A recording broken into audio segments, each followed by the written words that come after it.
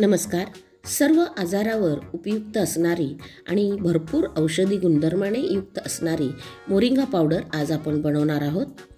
ही moringa powder शेवग्याच्या झाडाचा जो कोवळा पाला असतो या कोवळ्या पाल्यापासून ही मोरिंगा पावडर बनवतात. इथे मी अशी शेवग्याच्या झाडाच्या देठाकडचे अगदी कोवळी अशी पाने घेतलेली आहेत आणि ते सर्व पाने मी सुटे करून घेतलेली आहे. आता ही कोवळी आणि हिरवीगार पाने आपण एका पसरट भांड्यामध्ये घेऊयात आणि त्यामध्ये भरपूर पाणी घालून हे पाने आपण स्वच्छ 2 ते 3 वेळा धुवून घेऊयात. आता पाने स्वच्छ धुवून घेतल्यानंतर ते छान निथळून घेऊयात आणि दुसऱ्या भांड्यामध्ये आपण हे पाने काढून घेऊयात. धुवून घेतलं की त्यावर असलेली माती किंवा मातीचे जे कण असतात ते बाजूला निघतात आणि पाने अगदी स्वच्छ होतात. आता पाणी पूर्णपणे निथळून घेतल्यानंतर ही पाने आपण एका स्वच्छ कॉटनच्या कपड्यावर या पद्धतीने पसरून घेणार आहोत. अगदी विरळ होईल या पद्धतीनेच आपण ते पसरून घेणार आहोत. ही शेवग्याची पाने आपल्याला वाळवून घ्यायची आहेत आणि एक गोष्ट लक्षात ठेवायची, उन्हात वाळवायचं नाही. उन्हात वाळवलं की तुमची पावडर ही पिवळसर दिसेल. कपड्यावर पसरून तुम्ही घरातच ही पाने सावलीत किंवा फॅनखाली वाळवून घेऊ शकता. सावलीमध्येच अगदी वाळून कुरकुरीत होतील अशा पद्धतीने ते आपण वाळवून घेणार आहोत. त्यानंतर ते आपण मिक्सरमध्ये घालूयात आणि त्याची छान अशी पावडर तयार करून घेऊयात. पहा, अगदी हिरवीगार अशी पावडर तयार झालेली आहे. ती आपण चाळणीमध्ये घालूयात आणि या पद्धतीने चाळून घेऊयात, म्हणजे त्यामध्ये असलेले काही काड्या वगैरे असतील ते बाजूला निघतील. अशी पावडर आपली तयार आहे. सर्व आजारावर उपयुक्त पडणारी अशी ही पावडर आहे.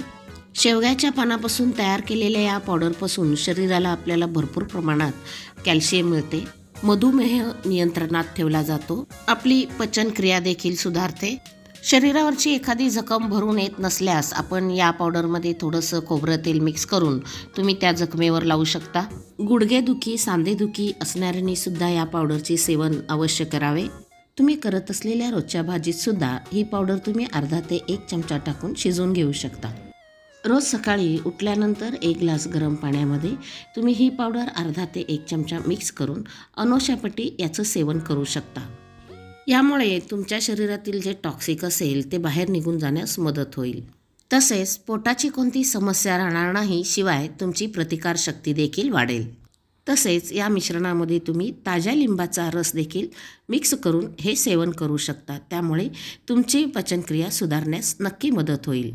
अशी पावडर तुम्ही तयार करून एका हवाबंद डब्यामध्ये साठवून याचा वापर तुम्ही महिनाभरापर्यंत करू शकता. चला तर, अशा प्रकारे अगदी स्वस्त आणि मस्त, शिवाय औषधी गुणधर्माने युक्त अशी मोरिंगा पावडर आजच तयार करा आणि घरातील सर्वांचे आरोग्य जपा. आजची रेसिपी कशी वाटली नक्की कमेंट करून सांगा. व्हिडिओला लाईक करा, जास्तीत जास्त शेअर करा आणि माझ्या चॅनलवर जर नवीन असाल तर जरूर चॅनलला सबस्क्राईब करा.